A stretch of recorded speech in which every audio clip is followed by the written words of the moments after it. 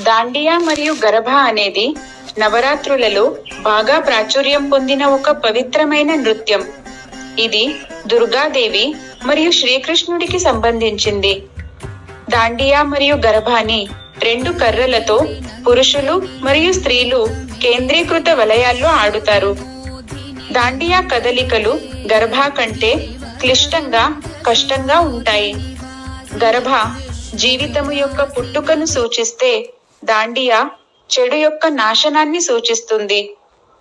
గరభా ప్రారంభంలో హారతికి ముందు ఆడుతారు.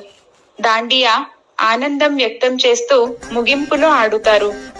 నవరాత్రులలో భాగంగా ఆడుతున్న ఈ ఆటలలో హైందవేతరులు ప్రవేశిస్తున్నారు.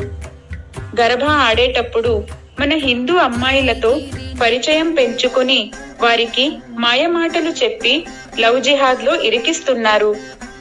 గతంలో ఈ రకమైన సంఘటనలు చాలా జరిగాయి. ప్రేమ పేరుతో మన హిందూ అమ్మాయిలను మోసగించి వారిని శారీరకంగా, మానసికంగా చిదిమేసి వ్యభిచార కూపంలో వదిలేస్తున్నారు.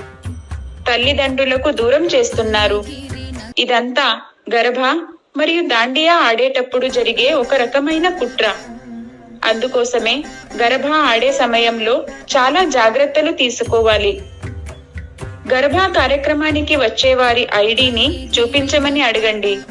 అనుమానాస్పదంగా ఉన్న వ్యక్తులను విచారించండి. అన్య మతస్థులను ఎవరిని రానివ్వద్దు. గరభా ఆడే దగ్గర మన హిందూ యువకులను రక్షణగా చుట్టూ ఉంచండి. మన అమ్మాయిలు లవ్ జిహాద్ అనే భయంకరమైన కుట్రలో ఇరుక్కోకుండా చూడవలసిన బాధ్యత మనందరిది. హిందూ బంధువులారా, మేలుకోండి. హిందూ మహిళల, అమ్మాయిల రక్షణార్థం కృషి చేద్దాం. గరభా మరియు దాండియా పేరుతో జరిగే ఏ తప్పుడు ఆచరణలను అరికట్టడం ధర్మ రక్షణలో భాగమే.